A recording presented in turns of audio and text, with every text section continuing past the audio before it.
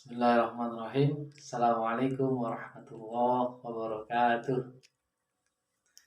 Innal hamdalillah nahmaduhu wa nasta'inuhu wa nastaghfiruh wa na'udzu billahi min syururi anfusina wa min sayyiati a'malina. May yahdihillahu fala mudilla lahu wa may yudlilhu fala hadiyalah. Asyhadu an la ilaha illallah wa asyhadu anna Muhammadar Rasulullah.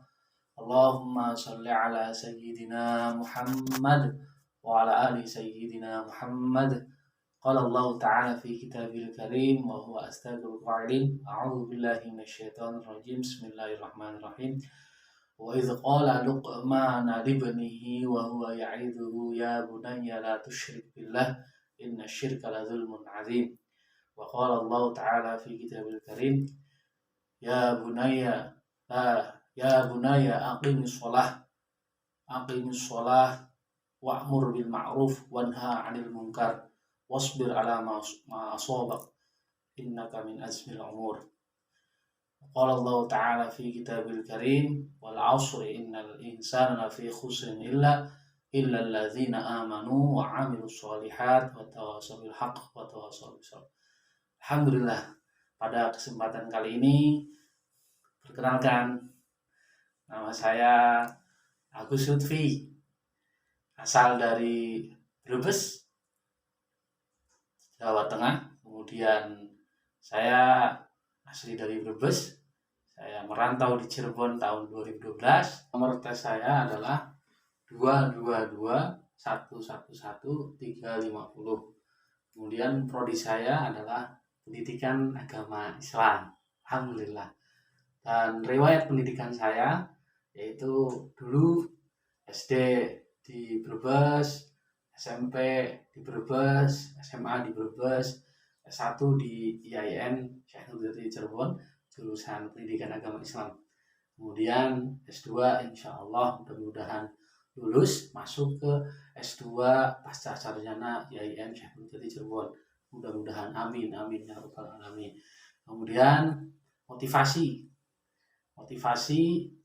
alhamdulillah, motivasi yang pertama yaitu dari Allah Subhanahu wa Ta'ala datangnya, kemudian diilhamkan kepada istri saya yang tercinta, itu yang paling utama, dan menjadi semangat yang paling utama, sinergi yang paling utama dari istri untuk terus melanjutkan jenjang pendidikan yang lebih tinggi. Kemudian kedua orang tua saya yang sudah meninggal, mudah-mudahan kita doakan orang-orang tua kita yang sudah meninggal, khususnya bapak dan ibu saya yang sudah meninggal, diampuni dosa-dosanya, diterima amal ibadahnya, dan mudah-mudahan di kuburnya diberikan nikmat kubur, amin amin ya rabbal alamin. Lalu tahu dari mana saya untuk melanjutkan S2 pasca sarjana IAIN Syekh Nurjati Cirebon? Yaitu udah tahu dari semenjak saya masih kuliah. Pada waktu itu saya ingat betul, saya masih menjadi marbot di Masjid Al-Jami'ah IAIN Syekh Nurjati Cirebon. Memang saya punya keinginan untuk melanjutkan S2 di luar Cirebon, namun karena berhubung banyak sekali hal dan tentunya banyak sekali hal yang harus saya pikirkan, maka pertimbangan jatuh untuk saya melanjutkan S2 pasca sarjana IAIN Syekh Nurjati Cirebon. Kita doakan mudah-mudahan saya pribadi dan teman-teman kita yang sedang berjuang untuk tes masuk ujian pasca sarjana IAIN Syekh Nurjati Cirebon, mudah-mudahan semuanya diterima, dan insya Allah nanti kita sama-sama belajar bareng di S2 IAIN Syekh Nurjati Cirebon, apapun jurusannya. Amin amin ya rabbal alamin. Selanjutnya itu bagaimanakah pandangan saya tentang pendidikan secara makro, secara umum, dan pendidikan secara mikro. Nah, artinya kita melihat bagaimana pendidikan kita. Yang pertama, bahwasanya kata pendidikan sendiri berawal dari kata tarbiyah. Di situ yang menjadi tumpuan kita adalah pendidikan itu adalah kita robbi ya robba, robbayani shaghira, dididik kita. Maka yang paling utama adalah pendidikan itu bertumpu pada Al-Quran dan As-Sunnah serta ijma dan qiyas dan lain sebagainya. Kemudian ada kata ta'dib. Ta'dib itu kita mendidik, beradab pada Allah, beradab sama manusia. Maka kita dididik untuk menjadi seorang yang bermanfaat. Kemudian ta'lim. Ta'lim di sini adalah kita menjadi manusia yang berilmu, mu'allim, selalu berilmu untuk menjadi manusia yang pertama adalah khalifah di muka bumi ini. Yang kedua adalah kita diajak untuk beribadah pada Allah Subhanahu wa taala. Lalu bagaimana pendapat saya tentang pendidikan secara umum, secara makro di Indonesia? Bahwasanya pandangan saya adalah hebat, luar biasa. Walaupun secara ranking kita itu memang ya terbelakang dibandingkan dengan negara-negara lain seperti negara kita se-ASEAN, Singapura, Malaysia dan lain sebagainya. Namun jika kita melihat jumlah dari penduduknya itu lebih banyak Indonesia, maka ya kita artinya ya dari segi hitungan kita lebih banyak, berarti tentunya sama saja dengan pendidikan yang ada di negara-negara ASEAN khususnya. Namun jika dibandingkan di seluruh dunia memang kita masih paling jauh. Nah, namun kita sama-sama harus optimis agar pendidikan kita di Indonesia lebih baik lagi dan lebih bermanfaat lagi serta lebih produktif lagi. Nah, kemudian jika kita melihat pendidikan, jika diambil dari pendahuluan saya adalah wa idz qala luqman libnihi wa huwa ya'iduhu ya bunayya la tusyrik billah inna syirka la dzulmun 'adzim. Bahwasanya Luqman berkata, ya, pendidikan yang pertama itu adalah kita harus ya, menjauhkan anak didik kita dari rasa syirik kepada Allah. Artinya nilai-nilai ketuhanan, nilai-nilai tauhid itu yang paling pondasi, yang paling awal. Nah, jadi nggak boleh itu yang namanya syirik, dan sesungguhnya syirik itu adalah setinggi-tingginya kafir. Inna syirka la dzulmun 'adzim, yang paling zalim. Kemudian ya bunaya aqimus shalah.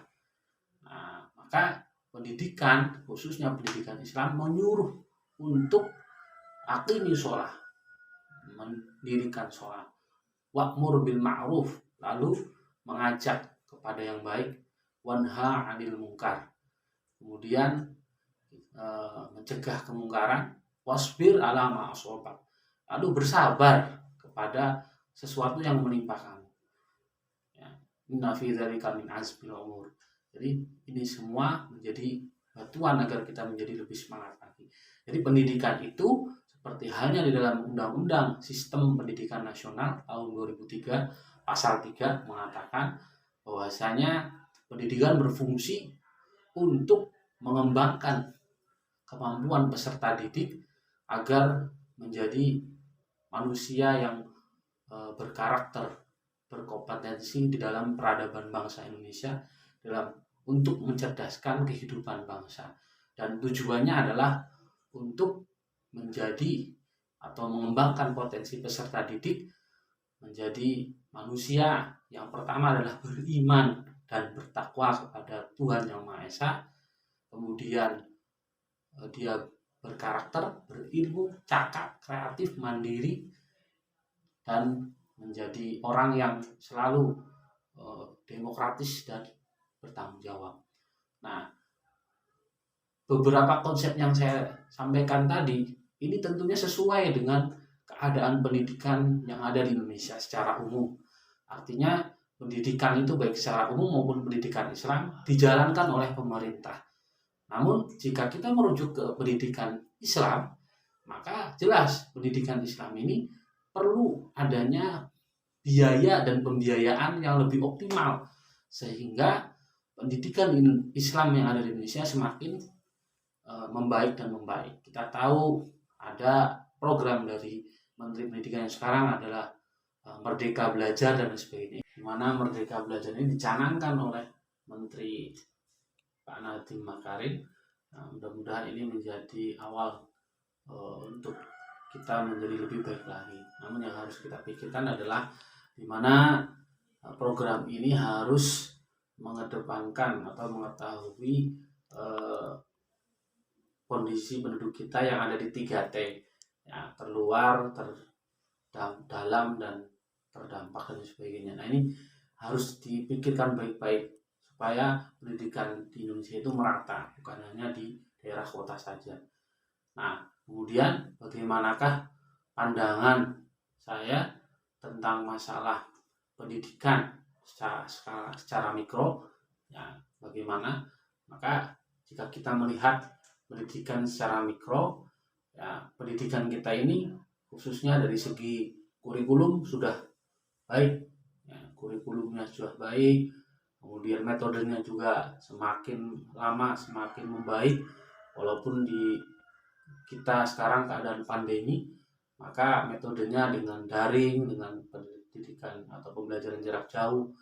Nah, itu kemudian dari metode itu timbul banyak sekali aplikasi-aplikasi dan lain sebagainya guna memberikan pelengkap pembelajaran agar itu semua bisa berjalan dengan langsung. Kalau kita melihat pendidikan yang ada secara mikro, maka ada sekolah-sekolah yang kita lihat SD, SMP, dan SMA semuanya sudah baik. Namun jika kita melihat madrasah dari ibtidaiyah, tsanawiyah, kemudian aliyah dan sebagainya, itu juga sudah baik. Bahkan sudah ada Universitas Islam, nah, Universitas Islam dari TAIN, IAIN sampai UIN. Ini sudah berdiri di mana saja, dari Aceh sampai Irian Jaya. Nah, di mana pendidikan itu, pendidikan Islam khususnya, yang menjadi persoalan adalah bagaimana pendidikan Islam ini harusnya lebih maju lagi dibandingkan dengan pendidikan yang tentunya dikelola oleh dua kementerian ini.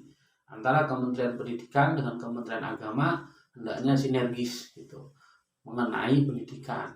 Harapannya dua kepala ini bisa sama-sama menjalankan itu semua agar bisa sama-sama satu rel, satu tujuan untuk mencerdaskan kehidupan bangsa dan ikut melaksanakan pencetakan generasi bangsa yang lebih optimal.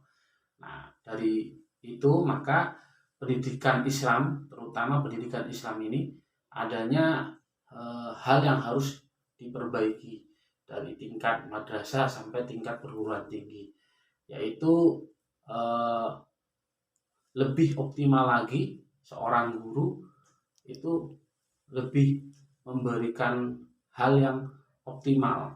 Ya, apa itu? Yaitu dia mendidik, membina peserta didiknya walaupun keadaan daring, maka terus dioptimalisasikan bagaimana sholatnya, bagaimana dia doa sehari-harinya, bagaimana dia berperilaku setiap hari. Nah, ini tentunya tidak ada hal yang membuat kita merasa ada lost generasi, ya, ada satu generasi yang lost karena sudah 1 tahun lebih. Nah, maka perlu adanya pendidikan Islam ini dioptimalkan. Seorang guru hendaknya lebih optimal lagi menggembleng anak didiknya agar lebih maksimal, ya, dari tadi, ya, seperti ibadah-ibadahnya dan lain sebagainya. Maka ini menjadi acuan untuk metode tadi yang sudah saya sampaikan. Kemudian bagaimanakah pendidikan Islam di kita seperti TPA, pondok pesantren dan lain sebagainya.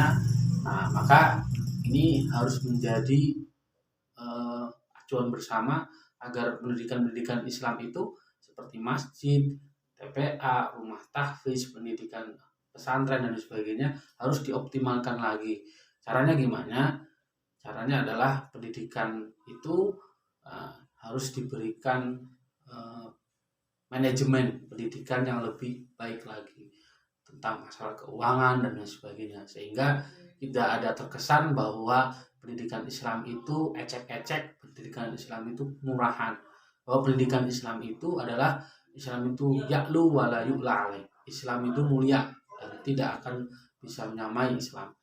Maka dari itu kita optimalisasikan pendidikan Islam ini harus lebih baik lagi.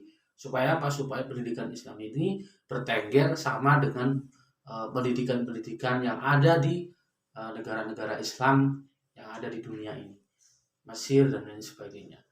Baik, dan terakhir adalah bagaimanakah rencana tesis saya adalah insya Allah Bismillah, yaitu tentang konsep pendidikan Islam menurut Habib Umar bin Ismail bin Ahmad bin Syekh bin Toha Bermarga Al-Yahya, mana pada tesis ini sesuai dengan pendahuluan saya, ini sesuai dengan apa yang diutarakan dari tentang konsep-konsep pendidikan yang dari awal yang saya utarakan.